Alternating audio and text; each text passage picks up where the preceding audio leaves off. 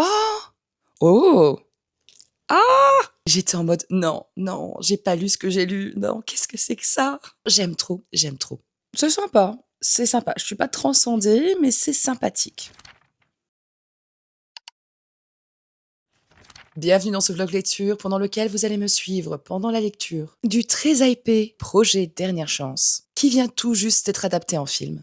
Et spoiler alerte, je l'ai trouvé extrêmement surcoté. Pourtant, avant de commencer cette lecture, j'étais très emballée. Oui, vous allez le voir dans ce vlog.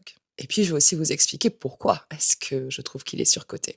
Alors, la hype, c'est bien, mais il y a aussi d'autres livres. Et ma deuxième lecture, c'est le livre Les Sœurs démentes d'Easy. Il est pas forcément très connu, donc si vous ne le connaissez pas, vous allez le découvrir dans ce vlog, et vous aurez aussi mon avis sur ce livre, qui était une très très bonne lecture. Et enfin, pour toutes les personnes qui apprécient Jurassic Park et Godzilla, un livre de pur divertissement, avec de l'humour et de l'action. Et c'est le livre La Société protectrice des kaiju.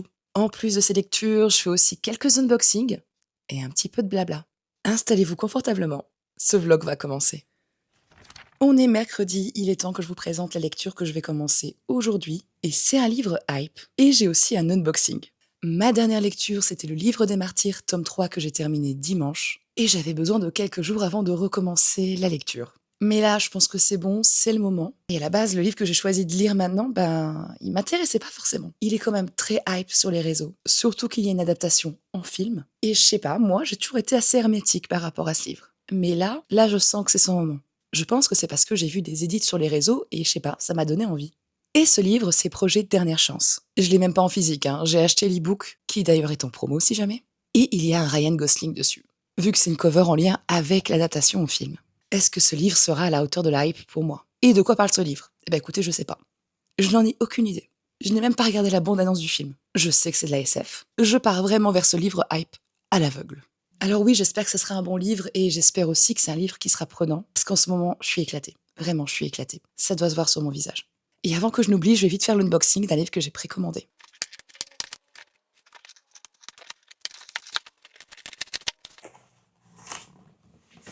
Et le livre, c'est le tome 3 du livre maudit d'Azraël. Alors j'ai pas lu le tome 2, il est dans ma palle. J'ai pas lu le tome 1 non plus, il est dans ma palle. N'oublions pas, nous ne jugeons pas. Mais j'ai le tome 3, comme ça quand je voudrais commencer, je pourrais enchaîner si je le souhaite. Et le livre m'a l'air très beau. Attendez, je vais retirer le plastique. C'est mieux quand même, attendez, je vous montre.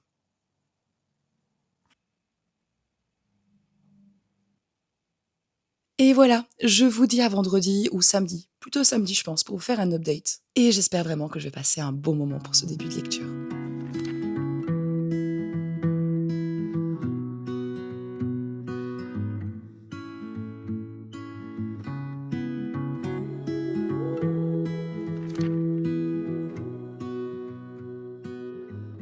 On est samedi. La météo est excessivement moche, il pleut, il fait froid. C'est une journée chill, parce que dans ces conditions, moi je sors pas si c'est pas nécessaire. Et c'est donc l'occasion de vous faire un update lecture, parce que je suis à 44% de projet Dernière Chance. Et avant d'aller plus loin, je vais faire un disclaimer.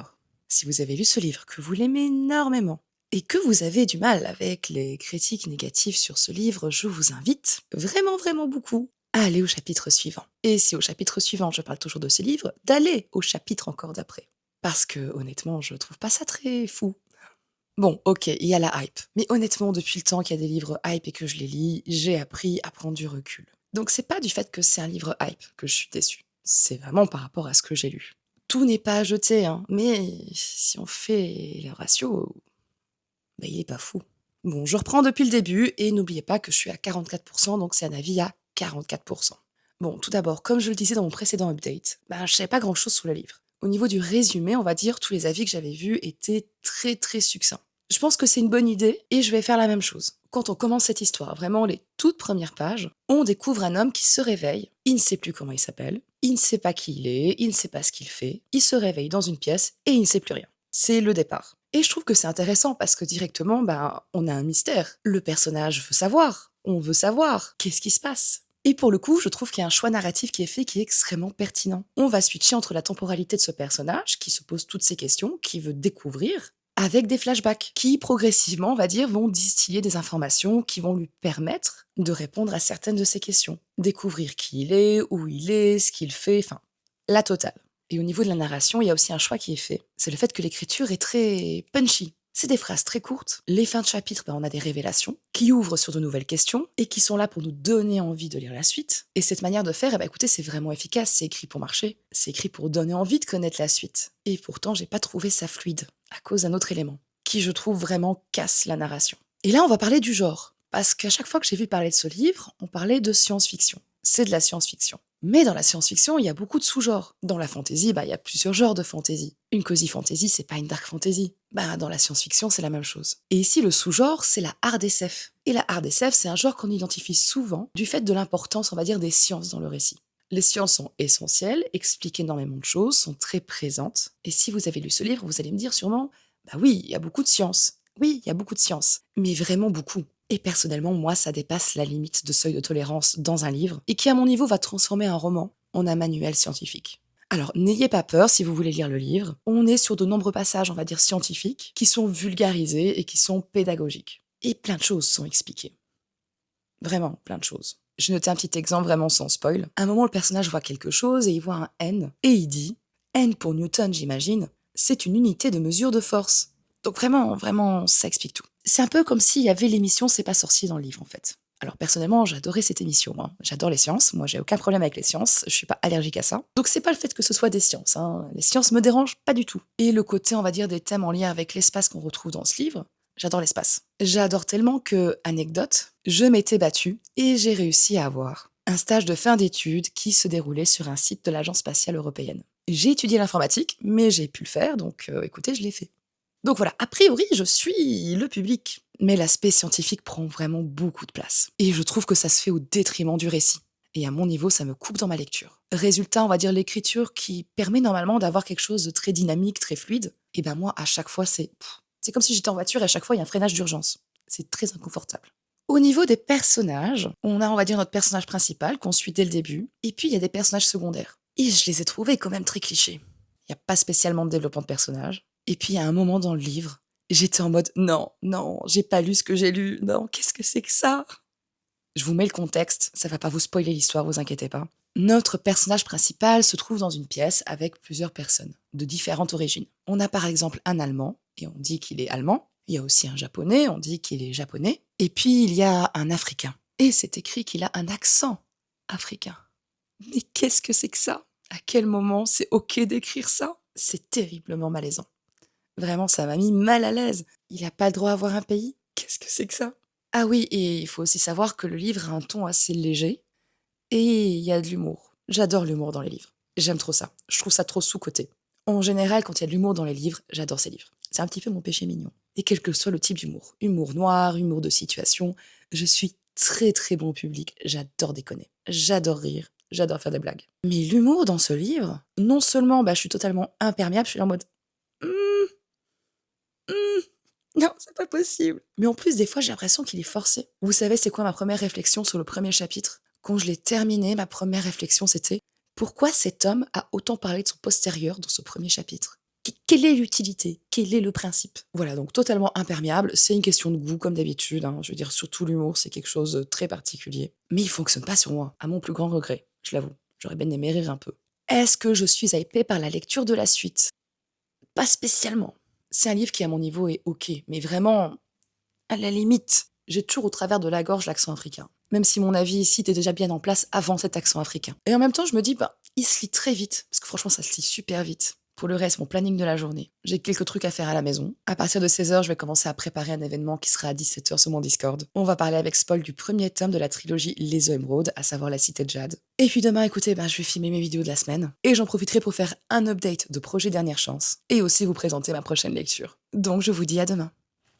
On est dimanche et j'ai terminé la lecture de Projet Dernière Chance. Vu mon précédent update, c'était quand même mal parti. Eh bien, je dois vous avouer que la deuxième partie sauve un petit peu les meubles de mon côté. Pour autant, pour moi, ce livre n'est pas un coup de cœur ou un chef-d'œuvre. Ce sont des mots que j'ai vus dans des critiques. C'est pas du tout mon cas. J'ai vu aussi que de nombreuses personnes avaient pleuré à la fin du livre. Ça n'a pas du tout été mon cas non plus. Mais on va dire, là, le livre s'en sort un peu mieux de mon côté. Et pour moi, il s'en sort parce que dans la deuxième partie, l'auteur nous propose un récit quand même assez différent. J'ai terminé la lecture ce matin et donc j'ai réfléchi un petit peu à tout ça. Et je pense que ça se joue sur le fait que dans la deuxième partie, le développement de personnages est beaucoup plus important et surtout, les relations entre personnages. Et quelque part, je trouve que ça rajoute une certaine chaleur au récit, qui était un peu plus froid, un peu plus chirurgical au début. Et ça permet d'apporter un certain équilibre aussi.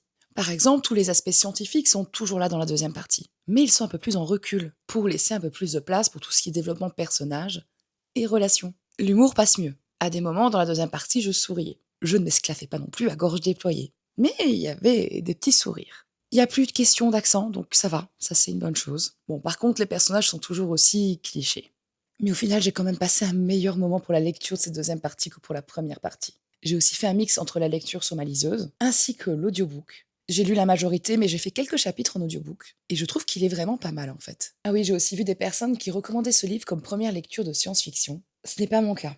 Je vous recommande cette lecture comme première lecture de science-fiction si et seulement si vraiment vous adorez les sciences. Vous respirez science, vous mangez science, vous êtes science. Mais sinon, franchement, je vous le recommande pas comme première science-fiction. Est-ce que je vous le recommande si vous êtes déjà habitué à la science-fiction? Bah écoutez, prenez en compte tout ce que j'ai dit avec mes updates et ce que j'en dis maintenant par rapport à la deuxième partie. Prenez aussi en compte le fait que cette histoire, il n'y a rien vraiment d'original. Si vous cherchez de l'originalité, c'est pas dans ce livre que vous allez la trouver. Et de mon côté, c'était vraiment une lecture en demi-teinte. Je suis contente de l'avoir lu avant de regarder le film, parce que je compte regarder le film, si il retire un peu ce côté très très science, qu'il l'équilibre mieux. Si grâce par exemple au jeu des acteurs, ils permettent de rajouter un petit peu de substance au personnage. Et je pense que déjà en faisant ça, dès le début, même l'humour, ça va bien fonctionner. Et je pense que là, ça pourrait être un très bel ensemble et faire un film très sympa. Vous vous en doutez, je suis impatiente de commencer une nouvelle lecture. Et cette nouvelle lecture, c'est Les Sœurs démentes d'Easy. Il a été traduit en français en février. Alors, je sais pas trop si c'est fantasy ou science-fiction, ou si c'est une science fantasy. Parce que quand j'ai regardé, ça dépendait des personnes, en fait. Donc j'ai l'impression qu'il est un petit peu dans les deux côtés. Là aussi, je ne sais pas grand-chose sur l'histoire. La couverture m'a beaucoup intriguée avec cette baleine rose. A priori, on serait sur une histoire qui parle de sœurs. Je trouve qu'il y a un côté très onirique vu la couverture. Et la première phrase à l'arrière du livre, c'est « Connaissez-vous la forme que prend la folie ?» Je pense que là, l'univers va être très original. Il m'intrigue beaucoup et en plus l'autrice sera en dédicace au Festival Troll et Légendes qui aura lieu début avril. Et comme j'ai prévu d'y aller et que j'ai prévu de faire dédicacer mon exemplaire, je me dis ce serait bien quand même de le lire avant de rencontrer l'autrice si je peux le faire. Bref, je vais me lancer dans cette lecture et je vous donne rendez-vous lundi ou mardi pour faire un update.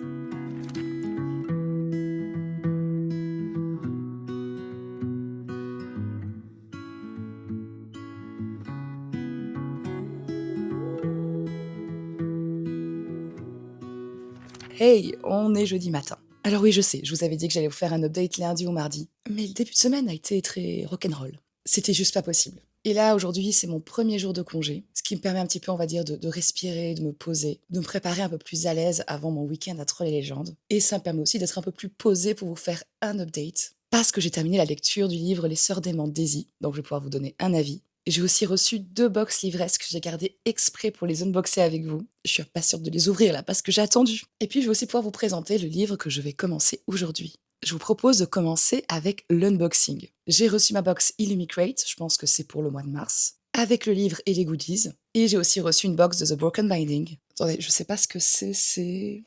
Je sais pas, le titre me dit rien, donc ça doit être dans un abonnement. Je sais pas.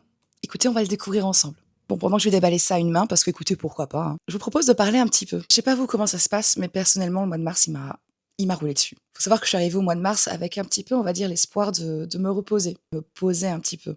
Ça n'a pas du tout été le cas. Pour vous donner le contexte, il faut savoir que je suis malade chronique. J'ai un syndrome des lèvres dans l'os hypermobile. Il y a plusieurs formes des lèvres dans l'os. Moi, c'est la version hypermobile. Et j'ai des comorbidités, comme un syndrome d'activation mastocytaire, enfin, d'autres choses. Ça impacte ma vie de tous les jours. Je vais pas rentrer dans les détails maintenant. Ça viendra sûrement au fil des vlogs. Mais je dirais que l'une des choses qui est vraiment immuable, quelque chose que j'ai tous les jours, c'est le fait que j'ai des douleurs. Des douleurs au niveau des articulations. Certaines où c'est beaucoup plus présent que d'autres, mais voilà, c'est tous les jours. Et du fait, on va dire, de la météo, il y a 4 mois dans l'année où c'est vraiment très critique pour moi. C'est vraiment des moments où j'ai beaucoup plus mal, beaucoup plus de crises de douleurs. Et ces mois, c'est novembre, décembre, janvier et février. Parfois, il y a des jours qui se suivent et les douleurs sont tellement fortes que quand je me lève, je pleure tellement j'ai mal. Je pleure et je me dis, je vais pas y arriver. Aujourd'hui, je vais pas y arriver. Et puis après, je me dis, non, non, non, vas-y, vas-y. Juste aujourd'hui, vas-y. Juste aujourd'hui. Aujourd'hui. Juste fais l'effort aujourd'hui. Et je tiens. Le lendemain, c'est la même chose. Mais voilà, c'est vraiment très compliqué. Donc autant vous dire qu'en mars, je suis arrivée en mode survie et pleine d'espoir. En me disant, ok, la météo, elle est pas ouf, mais bon, déjà, j'aurais techniquement moins mal. Et je pense que là, l'univers a rigolé en m'entendant. Je reviens à l'unboxing. Alors déjà, il y a un marque-page pour célébrer les 5 ans. Et je suppose que c'est le titre du livre qui est dessus, que j'ai vu à l'arrière de la box. Donc c'est peut-être l'abonnement fantasy science-fiction, avec une sortie. Attendez, j'ouvre. C'est sympa, c'est sympa. Je suis pas transcendée, mais c'est sympathique. Et le livre, c'est un livre de Jen Lyons. Je sais pas si ça se prononce comme ça. Et c'est Green and Deadly Things. Et je vais vous montrer.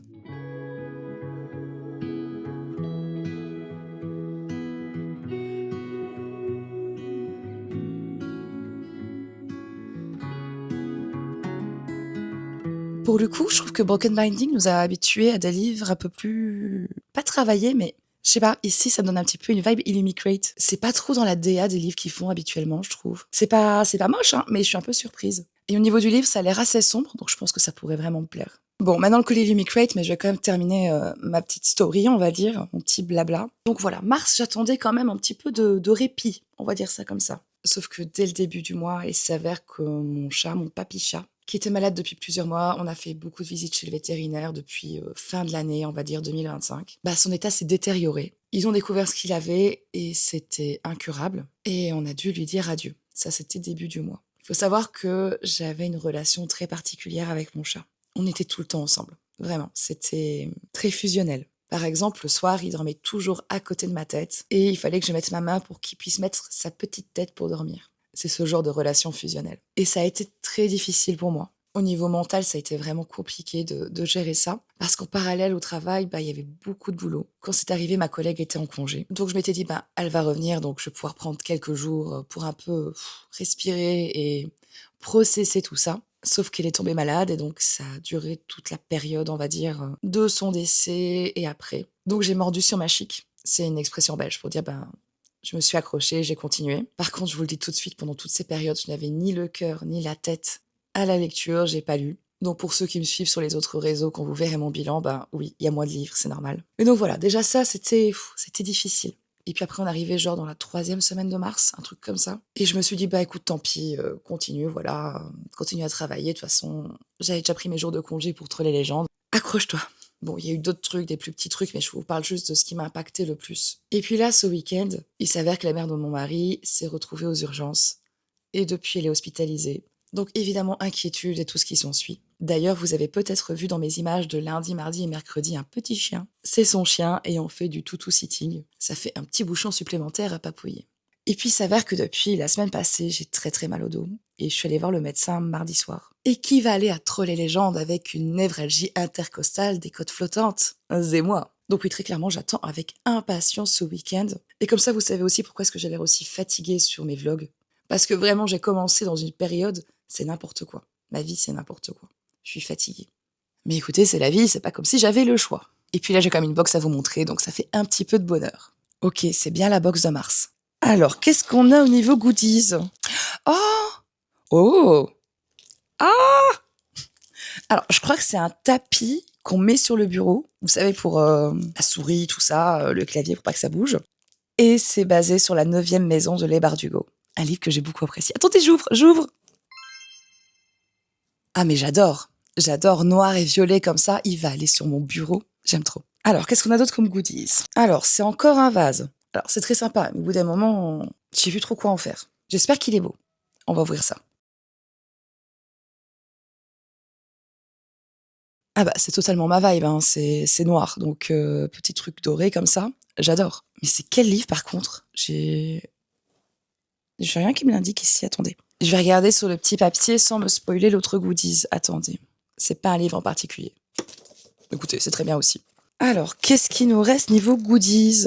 Eh ben, c'est des serre-livres. Infernal City. Et l'inspiration, c'est Catabasis de R.F. Kuang. Ce qui est génial, c'est que ces serre-livres sont blancs. Et mon édition de Catabasis, qui vient de chez The Broken Binding, j'ai mis la jaquette blanche. Pour le coup, l'esthétique des goodies, cette fois-ci, ça me correspond très très bien. Le livre. Alors, le livre, c'est Aïcha.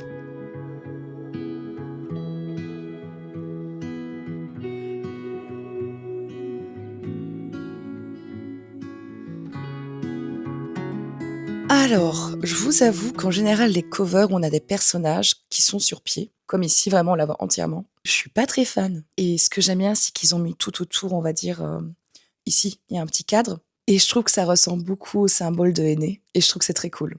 Parce que Aïcha, c'est écrit par une autrice d'origine marocaine. Ma maman est marocaine, moi je suis née au Maroc. Et Aïcha, j'ai grandi avec des histoires d'Aïcha. Aïcha Kandisha. Donc je suis très curieuse de voir ce que l'autrice a fait de cette histoire. Je compte le lire, mais pas tout de suite. J'aimerais bien me le garder pour le lire quand je retournerai au Maroc. Je pense que ça pourrait être très sympa de le lire là-bas. Bon, je papote, mais j'ai toujours pas fait l'avis pour les Sœurs des Mondes Daisy. J'ai pas encore présenté ma nouvelle lecture, et j'ai super soif. Donc je vais chercher à boire, et je vous reprends. Il y a des livres qui sont uniques. Les Sœurs des Mondes Daisy en fait partie. C'est le genre de livre qu'on va adorer. Ou alors on va pas rentrer dedans et on va passer à côté. C'est vraiment un livre avec une identité très très forte. On est sur une fantaisie avec des soupçons de science-fiction sur certains aspects, certains concepts. Mais si vous ne lisez pas de science-fiction, ne vous inquiétez pas, c'est vraiment très très léger. Et pour le coup, je trouve que la cover est très représentatif de ce qu'est le livre. Et la baleine rose, en fait, c'est une baleine qui est un univers. Intriguant, n'est-ce pas?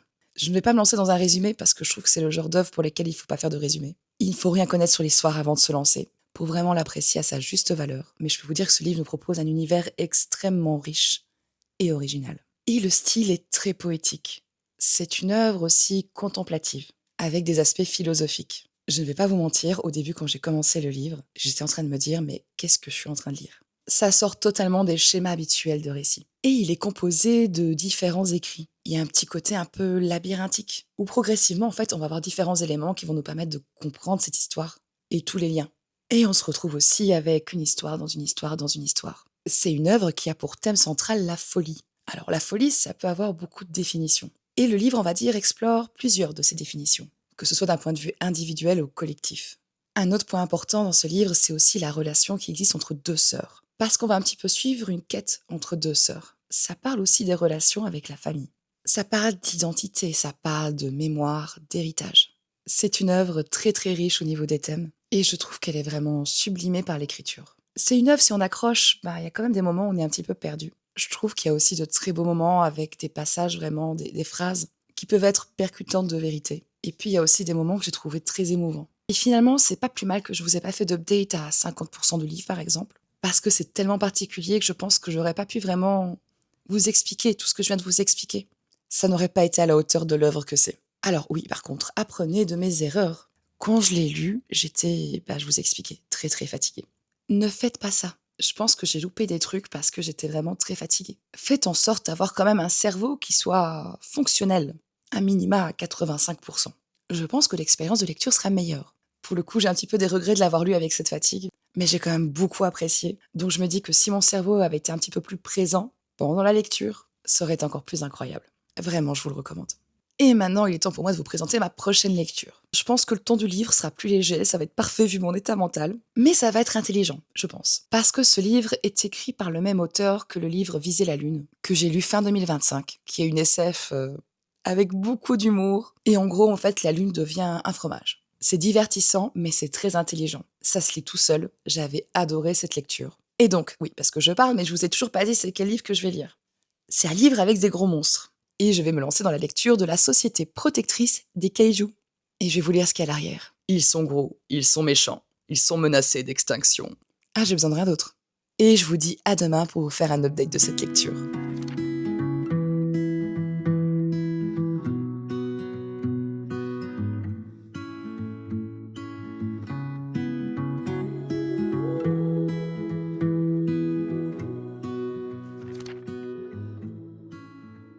On est vendredi et je suis à 43% de la Société protectrice des kaijus. Et vraiment, je passe un trop beau moment. J'aime trop, j'aime trop. D'ailleurs, hier, j'ai dû m'arrêter de lire parce que j'avais des choses à faire. Mais si je n'avais rien eu à faire, je peux vous assurer que je l'aurais lu d'une traite. Ça se lit tout seul en plus. Ce livre, c'est vraiment du divertissement pur. Et il a tout ce que j'aime pour du divertissement. En fait, dans cette histoire, on va suivre l'histoire d'un homme qui, par un enchaînement d'événements, va se retrouver à travailler pour cette société protectrice des kaijus. Et je trouve que ce livre, c'est un petit peu un mix entre Jurassic Park et Godzilla. Le tout avec beaucoup, beaucoup d'humour. Et là, vraiment, j'aime trop l'humour.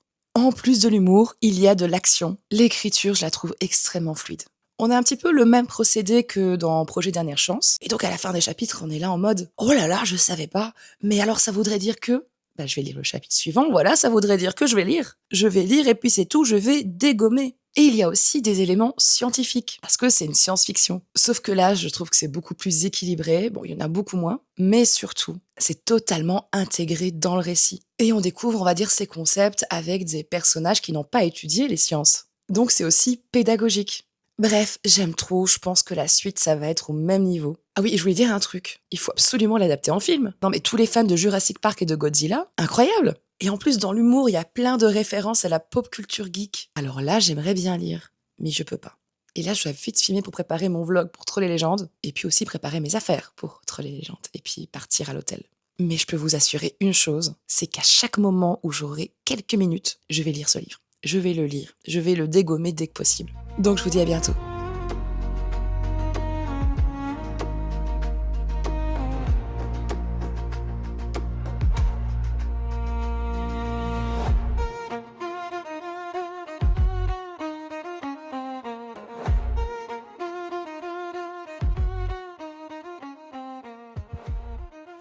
On est dimanche, j'ai terminé la Société protectrice des kaiju. Et j'ai passé un super beau moment. C'était aussi bien au début qu'au milieu qu'à la fin. C'était trop bien. Du pur divertissement. C'était tellement fun avec l'humour qui est proposé dans le livre. Et les références, vraiment plein de références. Alors évidemment, il y a des références par exemple à Godzilla, mais il y a aussi d'autres références. Des références par exemple à Star Wars, Twilight, ou encore Le Roi Lion pour ne citer que.